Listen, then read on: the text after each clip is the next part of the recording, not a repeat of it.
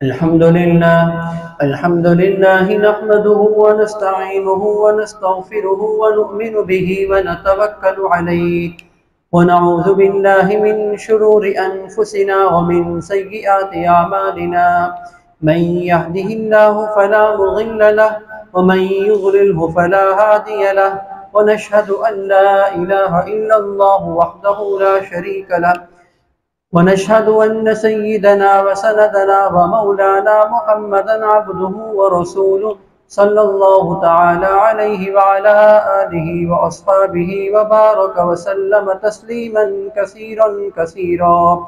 أما بعد فأعوذ بالله من الشيطان الرجيم. بسم الله الرحمن الرحيم. وعهدنا إلى إبراهيم وإسماعيل أن طهر بيتي للطائفين والعاكفين والركع السجود. آمنت بالله صدق الله مولانا العظيم وصدق رسوله النبي الكريم ونحن على ذلك من الشاهدين والشاكرين والحمد لله رب العالمين. میرے بھائیو دوستو بزرگوں، السلام علیکم ورحمۃ اللہ وبرکاتہ. الحمدللہ رمضان المبارک کا ایک عشرہ مکمل ہو چکا ہے اور آئندہ جمعے تک دوسرا عشرہ بھی مکمل ہو جائے گا.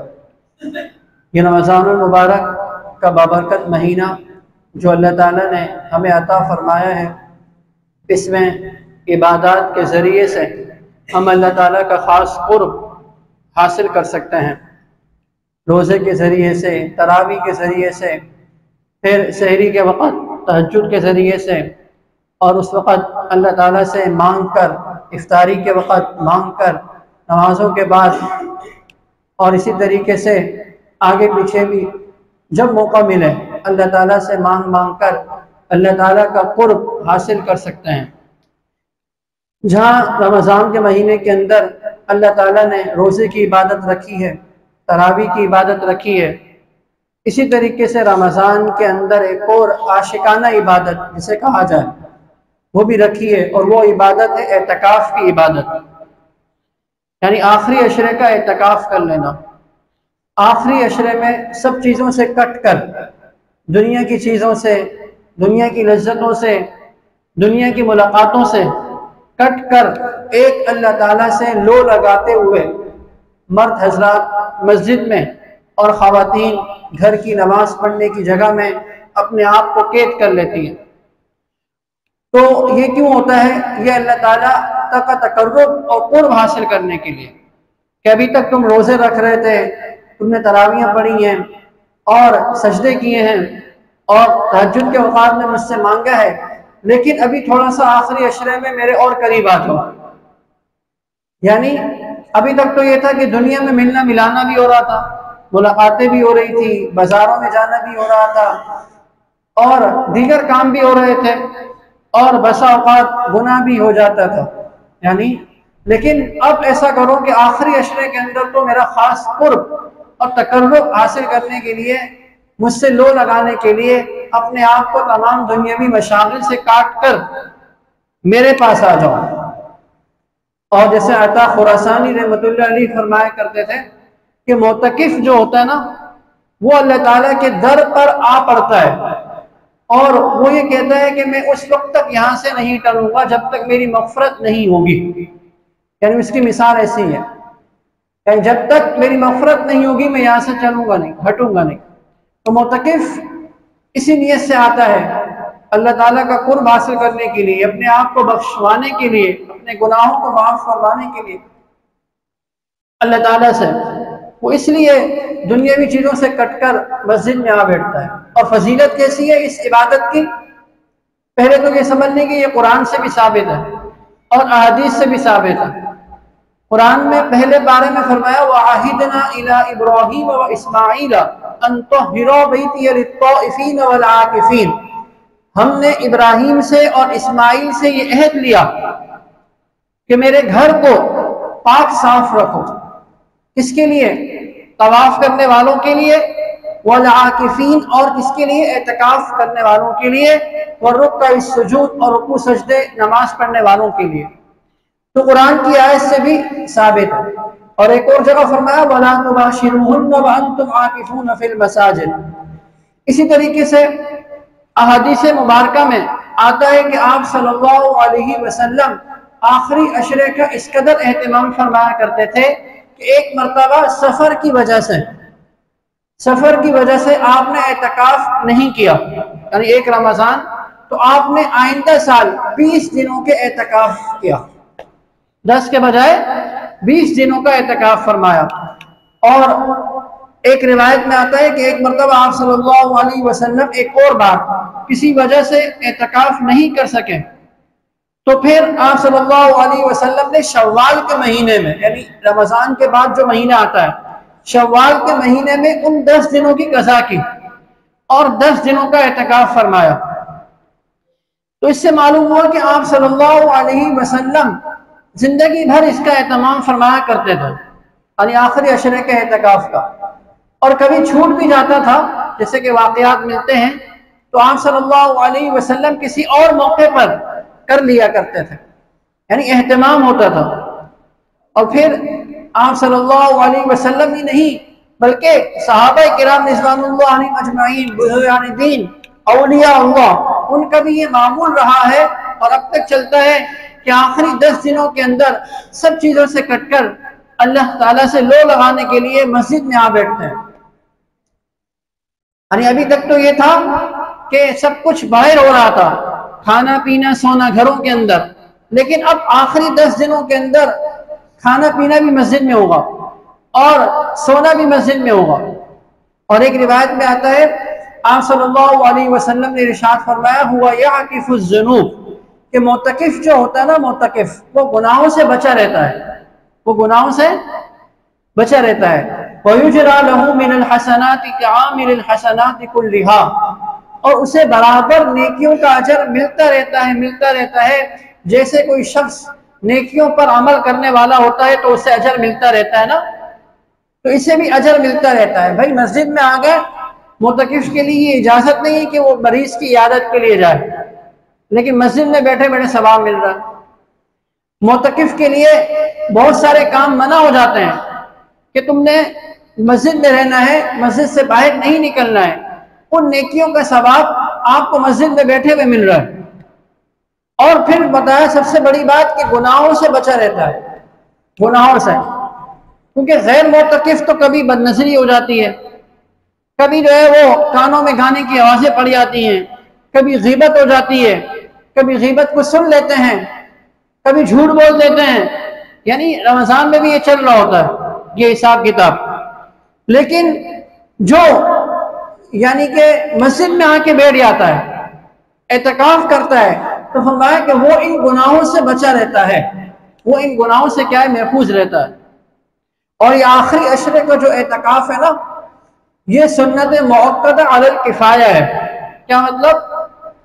سنت مؤکدہ کسے کہتے ہیں؟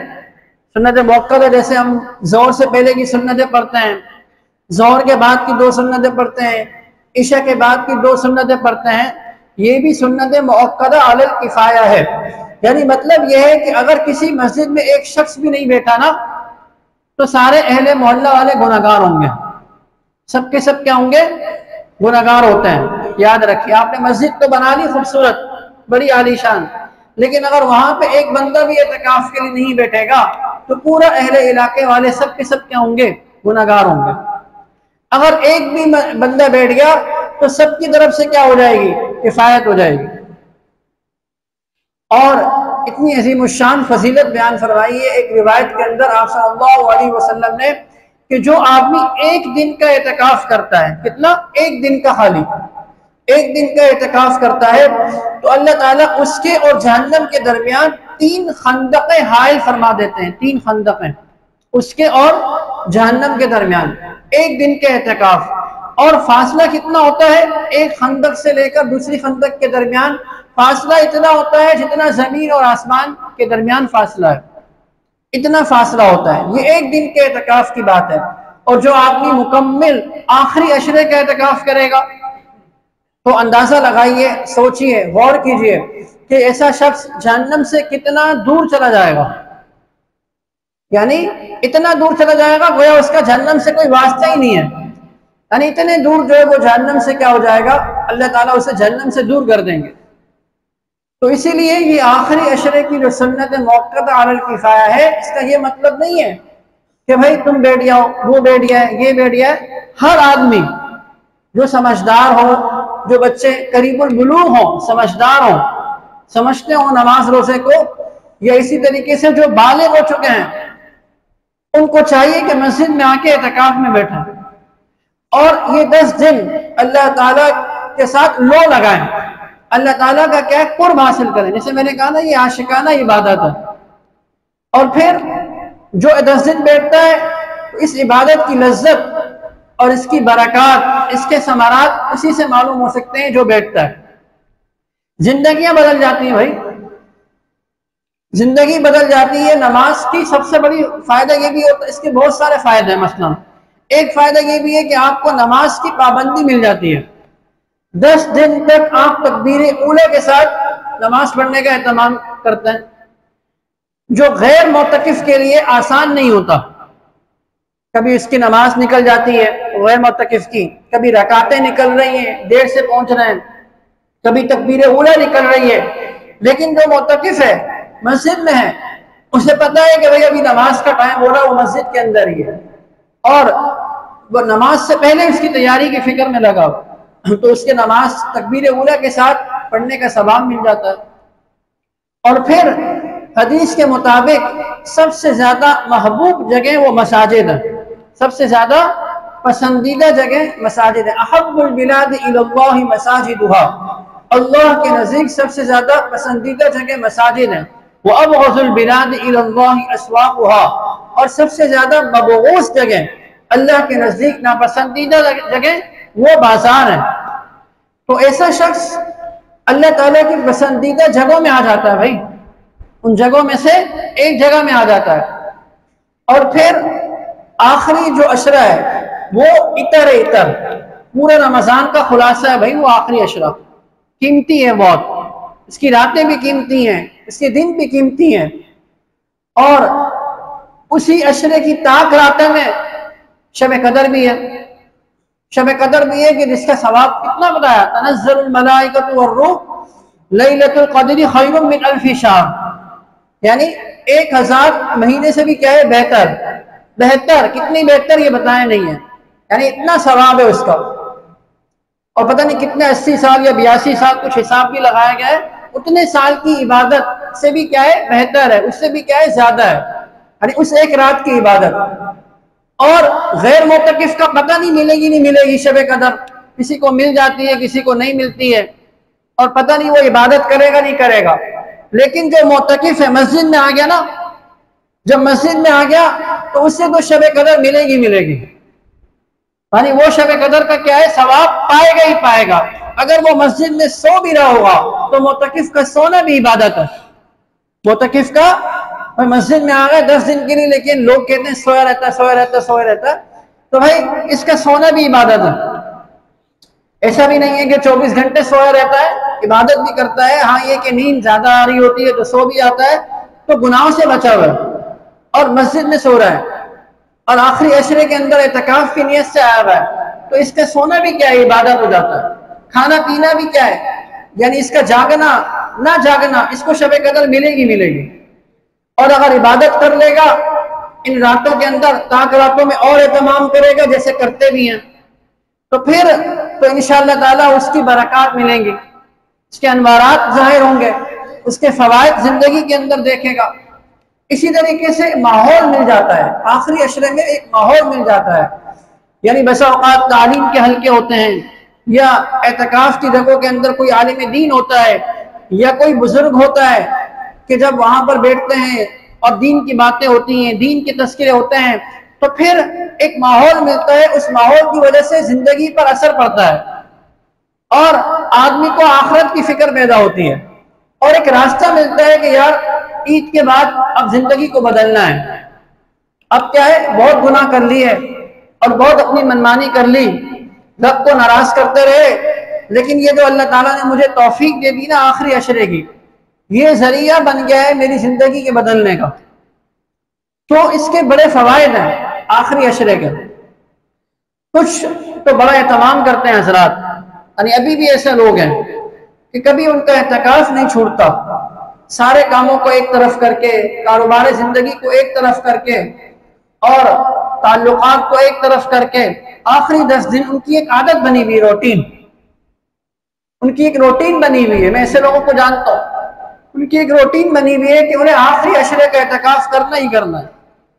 کام کریں گے تو وہاں سے چھٹی لے کے کہ بھائی 10 دن جو ہے وہ اعتکاف میں بیٹھنا ہے، 10 دن جو ہے وہ قرب حاصل کرنا ہے اللہ تعالیٰ کا. تو ایسے لوگ بھی ہیں ابھی بھی. تو اسی لیے ہر آدمی کوشش کرے کہ بھائی خود بھی کوشش کرے، اسی طریقے سے گھر میں خواتین ہیں ان میں سے بھی کسی کو بٹھائے. کبھی عموماً مرد تو بیٹھ ہی جاتے ہیں، کبھی گھر میں خواتین تو بیٹھتی نہیں، انہیں پتہ ہی نہیں کچھ کہ یہ بھی کوئی عبادت ہے. یعنی گھر میں اماں ہیں، دادی ہیں، نانی ہے، بیوی ہے، ان کو کچھ آخری عشرے میں آرام دے کر ان سے یہ کہہ دیا جائے، ان کو ترغیب دے دی جائے کہ بھئی آخری عشرے میں اعتکاف کرنا. آخری عشرے میں کیا ہے؟ اعتکاف کرنا. پہلے تو ماحول ہوا کرتا تھا ایک طرح کا، صحابہ کے دور کے اندر، تابعین کے دور کے اندر، بزرگان دین کے اندر ایک ماحول ہوتا تھا، یعنی اعتکاف کا آخری عشرے کی تاک راتوں میں. تو اسی لیے ہر آدمی کوشش کرے. اب آئندہ جو جمعہ ہے، آئندہ جمعے سے یہ اعتکاف کی جو عبادت ہے وہ شروع ہو جائے گی، یعنی مغرب کے بعد سے 21ویں شب شروع ہو جائے گی آئندہ جمعہ. تو جن لوگوں کا اعتکاف کا ارادہ ہو تو وہ مغرب سے پہلے پہلے مسجد میں پہنچ جائیں اور غروب سے پہلے پہلے اعتکاف کی نیت کر لیں گے تو ان کا اعتکاف صحیح ہو جائے گا. تو اسی لیے ابھی 1 ہفتہ پہلے یہ ترغیب دی جا رہی ہے کہ بھئی 1 ہفتہ ہے، سوچئے، غور کیجئے، اور کام اگر آگے پیچھے ہو سکتے ہیں، کیونکہ یہ دنیا کے کام پورا سال ہم کر رہے ہیں 11 مہینے، اگر کام آگے پیچھے ہو سکتے ہیں اور کوئی عذر نہیں ہے شرعی اعتبار سے یا کوئی ایسے مسائل نہیں ہے، تو پھر اس قیمتی موقع سے کیا ہے، ضرور فائدہ حاصل کریں. بہت سارے نوجوان ہیں ایسے ہی بیٹھے ہوئے ہوتے ہیں ہوٹلوں میں رات کے، بڑا افسوس ہوتا ہے. رات کو 12-1 بجے تک، ایک دفعہ جانا ہوا باہر کام سے، دیکھا رات کے 1-2 بجے رمضان کا مہینہ ہے اور رمضان کے مہینے کے اندر ہوٹلوں میں بیٹھے ہوئے نوجوان، گپیں ہو رہی ہیں، چائے چل رہی ہے، کبھی کیا چل رہا ہے، کیا ہو رہا ہے. تو یہ وقت کو ضائع کرنے والی بات ہے، وقت کو کیا ہے، ضائع کرنے والی بات ہے. تو اسی لیے نوجوانوں کی ایک بڑی تعداد فکر کرے اور اس آخری عشرے کو کسی طریقے سے قیمتی بنا لے کہ محلے کی مسجد میں بیٹھنے کا اہتمام کریں. آپ کے محلے کی مسجد جو آپ کے گھر کے قریب پڑتی ہے نا مسجد، اس میں آخری عشرے کا اعتکاف کرنے کی نیت کریں. بھئی ارادہ کرتے ہیں انشاءاللہ، ارادہ تو کر لیں اور پھر کوشش بھی کریں، ہمت بھی کریں، بات بھی چلائیں، گھر میں یہ تذکرہ بھی ہو. گھر میں اگر جوان اولاد ہے تو بھائی یا تو خود بیٹھ جائیں یا ان کو بٹھا دیں یا دونوں بیٹھ جائیں. تو بعض مساجد میں تو بڑی خوشی ہوتی ہے، دیکھنے میں آتا ہے، سننے میں آتا ہے کہ اتنی کثرت سے لوگ بیٹھتے ہیں کہ وہاں قرآن اندازی ہوتی ہے. بھائی وہاں قرآن اندازی ہوتی، جگہ نہیں ملتی. ہمارے یہاں یہ ترتیب ہی نہیں ہے. کتنے سالوں سے یہ مسجد آباد ہے نا، کتنے لوگ بیٹھ رہے ہیں، 3 لوگ، 4 لوگ، 5 لوگ. بھائی باقی لوگ کیوں نہیں بیٹھ رہے؟ باقی لوگ کہاں گئے؟ اسی محلے کے لوگ ہیں. جمعے میں کتنا بڑا مجمع ہوتا ہے، اوپر تک نمازی ہوتے ہیں، پھر اور نمازوں کے اندر بھی ہوتے ہیں ماشاءاللہ. لیکن اعتکاف میں صرف 3 لوگ، 4 لوگ، 5 لوگ، یہ کیا؟ بھائی یہ معمولی عبادت نہیں ہے، یہ کوئی معمولی عبادت نہیں ہے، بہت قیمتی عبادت ہے یہ. اور اس کا اندازہ آپ کو پتہ چلے گا جب آپ کی آنکھیں بند ہوں گی اور آپ اگلے جہان میں جائیں گے، پھر پتہ چلے گا کہ یہ جو آخری عشرے میں بیٹھتا تھا، کاش میں اور بھی بیٹھ جاتا، کاش میں نے اتنے رمضان ضائع کر دیے، کاش میں 1 رمضان اور بھی بیٹھ جاتا. تب پتہ چلے گا کہ اس کا کیا اجر ہے. تو بھائی دعا فرمائی کہ اللہ تعالی ہم سبھی کو آخری عشرے میں بیٹھنے کی توفیق عطا فرمائے. اور یہ جو سنت موقدہ ہے، ہم میں سے ہر شخص جو ہے وہ کیا ہے، اس بات کی فکر کرے، چلائے اس بات کو، اس کی ترغیب دینے کی ہمیں توفیق عطا فرمائے. پھر آخر میں مسجد کے حوالے سے اور مدرسے کے حوالے سے، جیسے کہ سال میں 1 مرتبہ، ہر سال ہی تقریباً یہ بات چلائی جاتی ہے. اور یہ بات تو جیسے میں کہتا ہوں کہ بھائی ہمیں کرنی نہیں چاہیے. یعنی یہ چیز تو ایسی ہے کہ ہم مسجد میں نماز پڑھ رہے ہیں، ہمارے بچے مدرسوں میں پڑھتے ہیں محلے کے، اور اسی طریقے سے ہم سب کے علم میں یہ بات ہونی چاہیے. یعنی اس کی تو ترغیب دینے کی ضرورت ہی نہیں ہے کہ بھئی یہ مدرسہ ہے، یہ مسجد ہے، اس کے یہ خرچے ہیں، یہ فلاں خرچے ہیں، یہ خرچے ہیں، بلکہ یہ تو ہماری ایک ذمہ داری ہونی چاہیے. بھائی جیسے ہم اپنے گھر کی ضرورت پوری کرتے نہیں کرتے، تو یہ ہماری تو بہت بڑی ضرورت ہے. یہ مسجد تو ہماری سب سے بڑی دینی اعتبار سے کیا ہے، ضرورت ہے اس وقت. کیونکہ گھر میں تو ہمارے کیا ہے، کھانا پینا یہ چیزیں ہیں نا. یہاں تو ہمیں ایمان کی روشنی مل رہی ہے بھائی، یہاں تو ایمان کو تقویت مل رہی ہے، ایمان تر و تازہ ہو رہا ہے، مسجدوں میں آ رہے ہیں. اللہ کے گھر ہے، یہ تو اللہ کا گھر ہے. اور اس میں تو کیا ہے، دینے کے بہت ہی زیادہ فوائد ہیں اللہ کے گھر کے لیے دینے کے لیے. تو یہ بتانے کی ضرورت ہی نہیں ہونی چاہیے کہ بھائی مسجد میں رنگ ہو رہا ہے تو اس کے لیے کیا ہے، اتنے پیسوں کی ضرورت ہے، یا مسجد میں فلاں کام ہے تو اس کے لیے اتنے پیسوں کی ضرورت ہے، یا مسجد میں جو ہے وہ کسی چیز کی ضرورت ہے، یا مدرسہ ہے اس کے لیے یہ چیز، ان چیزوں کی ضرورت ہے. بھائی ہر آدمی، جیسے میں نے کہا تھا نا، کوئی اگر رنگ والا ہے، رنگ والے بھی ہیں نا یہاں، رنگ والے بھی ہوں گے نہیں ہوں گے علاقے میں، تو رنگ والے یہ طے کر لیں کہ بھائی مسجد کا رنگ ہم خود کریں گے، مسجد کا رنگ بغیر کسی خرچے کے کر دیں گے. اللہ کا گھر ہے بھائی. اور کوئی الیکٹریشین بھی ہوگا، کوئی الیکٹریشین بھی ہوگا یہاں بیٹھا ہوا، تو الیکٹریشین وہ یہ طے کر لے کہ بھائی یہ اللہ کا گھر ہے، اس کے بجلی پنکھوں کا کام، یہ سارا کام یہ فری میں کر دوں گا. کوئی ایسا بھی ہوگا ٹینکر والا بھی ہوگا، یا اس کے تعلقات وغیرہ بھی ہوں گے. بھائی 12,000 کا ایک ٹینکر، منتیں کر رہے ہیں کہ 8,000 میں دے دیں، نہیں دے رہا.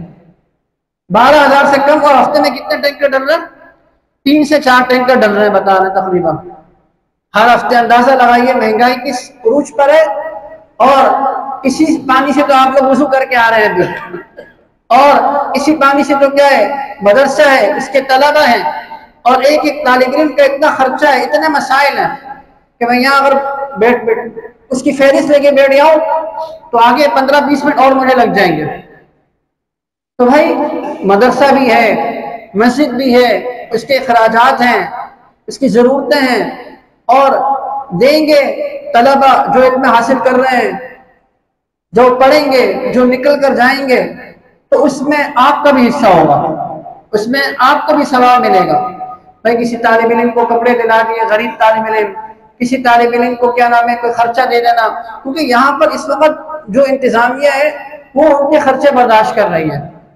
کوئی طالب علم بیمار ہوتا ہے تو اس کی بیماری کا علاج کروایا جاتا ہے. یہاں تک بتایا قاری صاحبان نے کہ کوئی اگر طالب علم ایسا ہے کہ اسے دور دراز کا سفر ہے نا، وہاں سے آیا ہے، واپس گھر جانا ہے اور آنا ہے، تو بس اوقات اس کا بھی خرچہ اسے دیا جا رہا ہے. کتنی ضرورتیں ہو جاتی ہیں. پھر 3 وقت کا کھانا پینا وہ الگ، اس کا حساب الگ ہے. تو بھائی مسجد بھی ہے، مدرسہ بھی ہے، تو ہر آدمی، جیسے میں نے کہا تھا کہ مہینے میں نہیں بلکہ روزانہ کی بنیاد پر، اور مہینے میں تو لازمی کچھ نہ کچھ دینے کی فکر کیا کرے. کبھی مسجد کے لیے دے دے، مسجد کے لیے، مدرسے کے لیے دے دے. ابھی بھی نماز کے بعد جو ہے وہ قاری جنید صاحب اوپر تشریف فرما ہوں گے. تو بھائی کوئی شخص بھی ایسا نہ ہو، کوئی فرد بھی ایسا نہ ہو کہ جو بغیر کچھ دیے یہاں سے چلا جائے. کچھ نہ کچھ دیتے ہوئے جائیں. جمعے کا دن ہے، رمضان کی گھڑیاں ہیں، رمضان کے مہینے میں، جیسے پچھلے جمعے کہا تھا نا کہ صدقۃ فی رمضان افضل، سب سے افضل صدقہ وہ ہے جو رمضان میں ہو. تو اسی لیے، اور اس میں یہ نہیں کہ آپ لاکھوں روپے دیں، کروڑوں روپے دیں، ہزاروں روپے دیں، جس کی جتنی حیثیت، جس کی جتنی توفیق ہے، کچھ نہ کچھ دیتا ہوا چلا جائے. اللہ کے راستے میں دے رہے ہیں بھائی، مسجد میں دے رہے ہیں، مدرسے میں دے رہے ہیں. کوئی یہاں بھکاری نہیں ہے کہ وہ آپ سے مانگ رہے ہیں کہ ہمیں دو. بھکاریوں کو نہیں دے رہے آپ، بلکہ اللہ کے گھر کے لیے دے رہے ہیں، اور طالب علموں کے لیے دے رہے ہیں کہ یہ مدرسے کی رونق برقرار رہے اور یہ مسجدیں آباد رہیں. تو انشاءاللہ تعالیٰ بھائی سب ساتھی تعاون کریں گے نا بڑھ چڑھ کر. ابھی رمضان کا پورا مہینہ ہے، رمضان کے بعد بھی یہیں پر ہوتے ہیں قاری صاحبان، آگے پیچھے سب. تو ابھی نہیں دے سکتے ہیں تو کسی اور موقع پر دے دیں، کسی اور موقع پر دے دیں. دعا فرمائیے کہ اللہ تعالیٰ ہمیں دین کی صحیح سمجھ عطا فرمائے. وآخر دعوانا الحمدللہ رب العالمین.